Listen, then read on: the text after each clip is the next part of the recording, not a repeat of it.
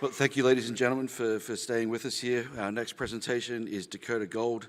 They're an exploration and development company focused on advancing the Richmond Hill project and revitalization of the Homestake district located in South Dakota. Presenting on behalf of the company today is co-chair, president, and CEO Bob Quartermain. Please, Bob, take it away. Thank you, Brian, and it's a great pleasure to be here at BMO to talk to you about Dakota Gold. 2025 will be a transformational year for the company as we move from an exploration company into a developer with a pathway to production in South Dakota. I'll make some forward-looking statements, and I would caution you with respect to that in our disclosure. Our vision 5 years ago was to revitalize the Homestake district. It hasn't seen any extensive exploration since the 1990s.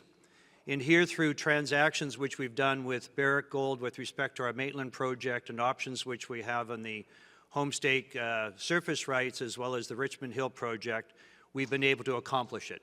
We've taken it from a district which has not seen a lot of attention to one now where we've made a significant discovery in the Homestake style mineralization on our Maitland project at the JB zone, and of course the new resource which we've outlined today at the Richmond Hill project, which I'll be speaking about.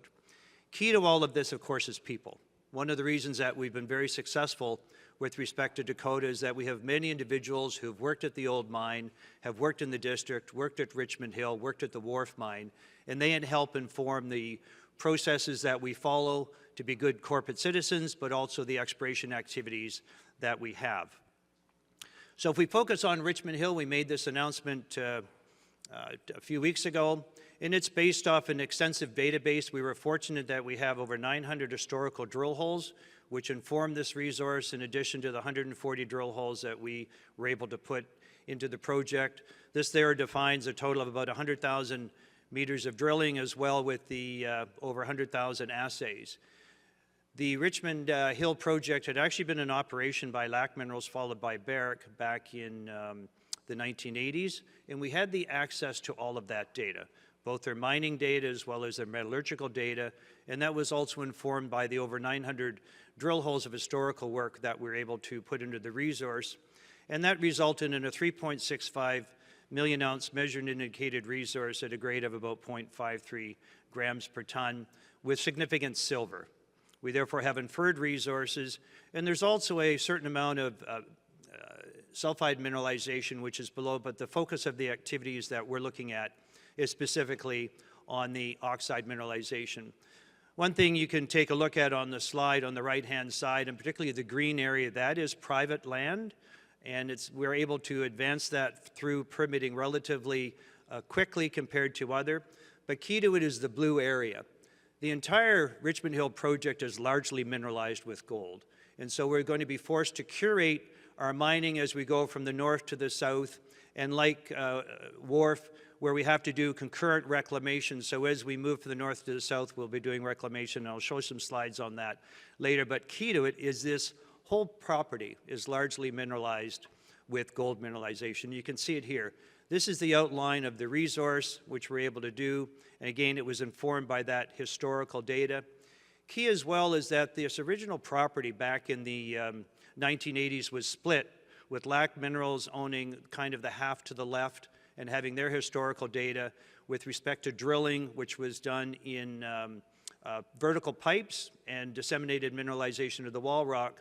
On the right-hand side of the screen is an area that Homestake had, and they put some drill holes into it. So we had the access to that data when we did the option with Barrick in order to get all of their historic data in this 120-year-old mining camp, and that allowed us to be able to see the opportunity.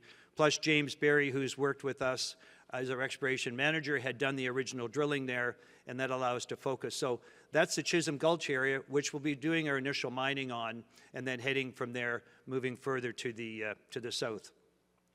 This is a cross-section basically outlining this large mineral resource, which you can see on the bottom, which is both the combined oxide as well as sulfide mineralization. Our focus is strictly looking at mining the oxide material, which you can see on the upper side, A to A prime. Here you can see we'll be starting at the north end with Chisholm Gulch. We have very little strip. A lot of mineralization is exposed at surface, as you can see, both with Chisholm Gulch as well as at Twin Tunnels. So that will inform the initial mining that we're going to be able to do. I would say that the mineralization is hosted in Deadwood Formation at the north part of the project, and that is identical to the mineralization which we see at the Wharf mine. And so the fact that we're next door, basically 2 miles from an operating mine which has been operating for 40 years, is certainly to a benefit. Here you can see again in this slide the overall mineral package on the lower portion, but upper you can see this extensive area of oxide mineralization, which is going to be the subject of the initial assessment with cash flow that we're currently looking at.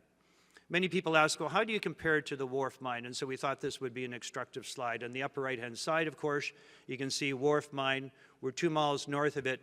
One of the key aspects of this overall jurisdiction, when you look at the Homestake mine along with this now Wharf Richmond Hill ecosystem, which has got at least 15 to 20 million ounces on it, this is a 60 to 65 million ounce camp, all contained within a couple of miles. And so it's very important, provides lots of opportunity for us going forward. Last week, Wharf just indicated it had updated its resource, and you can see they now have a million ounces of gold at a 0.53 grams, and our overall resource of 3.6 is just slightly below that. If we were to actually just look at our measured, we would have close to 2 million ounces at about 0.54. So we're certainly within the jurisdictional average grade, which we have at the project. Key, of course, for those who are familiar with Wharf, is they have a load-off, load-on, where they basically mine the material, load it onto the leach pads, and because they have a small area, have to load it off. We envisage, with respect to this process, we would only have to handle it once. Therefore, we would certainly have lower operating costs with respect to our intent. And this is what we look kind of at that first phase, first 5 to 6 years. You can see we'll be mining in the LA area, which is the Chisholm Gulch area. We would have our leach pads to the north and the waste rock dumps. And so we'd go through and mine that. And then, as I say, as we start to go further south, we would start reclamation so that we're looking at concurrent reclamation with our mining. We would target initially, based off of the higher grade mineralization here, planning to be mining at about 30,000 tons a day.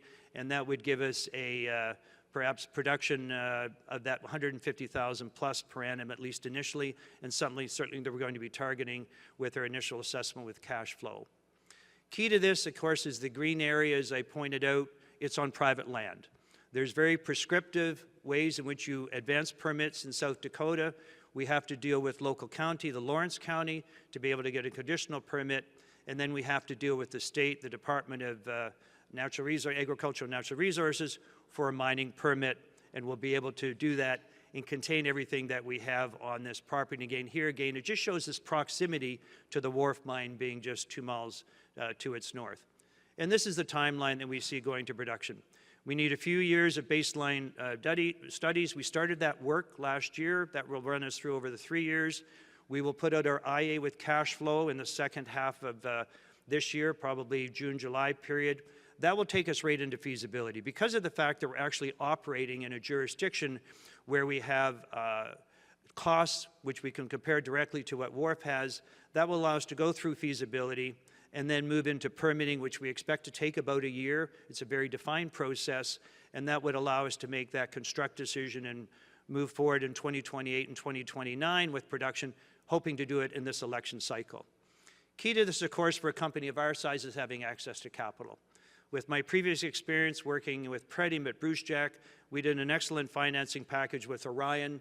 To that extent, Orion is now our largest shareholder, and they've committed up to $300 million with their balance sheet, which would help us to be able to go forward and move this along. So we have to continue, of course, to finance through the feasibility work, but after that, we'd certainly look to be able to access this financing opportunity from Orion.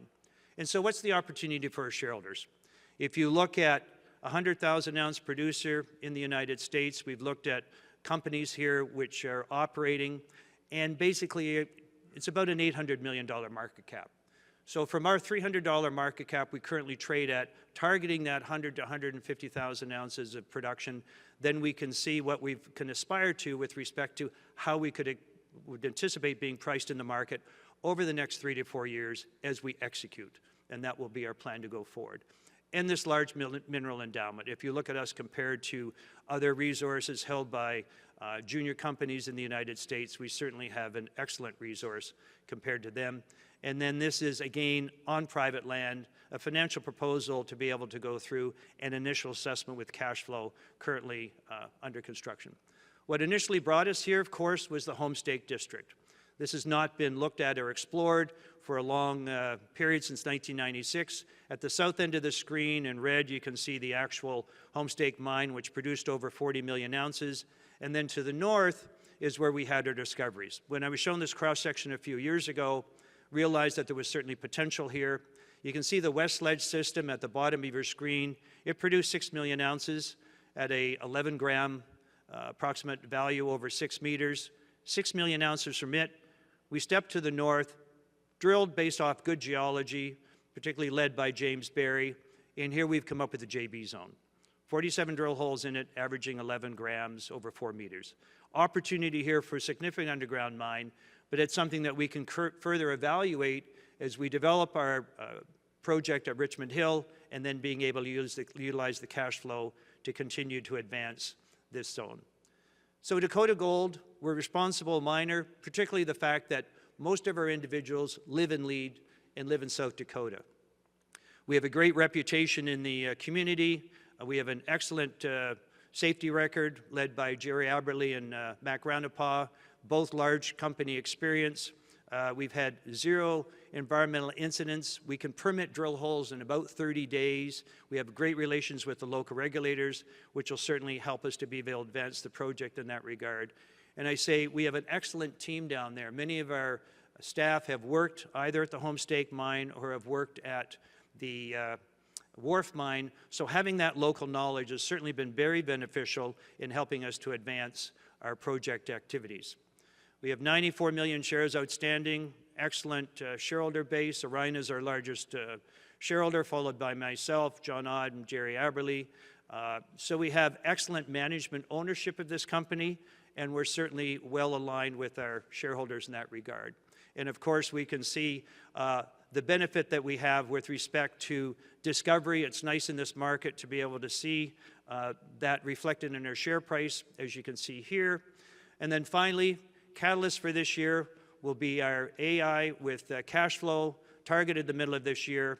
We'll use that to go on and project into our feasibility study, and then we'll continue doing some exploration and step-out drilling at Richmond Hill. But as I said, transformational year for us, going from that exploration to the developer with a pathway to production here in the Homestake District, which is being revitalized by Dakota Gold. Thank you very much. Thanks for that, Bob. We have 1 or 2 minutes for a question. If you have a question, please raise your hand so a microphone can be brought forward. Perhaps in the interest of time, you did a fair bit of compare and contrast with Wharf. You did a fair bit of compare and contrast with the Wharf mine. Is there any synergies between yourselves and the Wharf mine as Richmond Hill goes into production? Yes, I think there probably would be when we get up. I mean, with the proximity that we have within, I think one thing we have to be careful of is to ensure that you manage individuals in the area and not to do competition for individuals. I think we want to certainly cooperate there. We have a good group of people there, but when you look about our operation, we will be a little different when the fact that Wharf has to load on and load off, and we're looking for a pad where we'll put all our material on, so different in that regard. But I think, you know, ensuring that we have space for people to live in the area, and the nice thing about being in South Dakota compared to, I guess, where I was last with respect to Pretium, is that location and access to infrastructure is very important. So it's going to be able to ensure that the power needs and other infrastructure needs that we may have is complementary to what they're currently doing in the district. Good. Okay, thank you.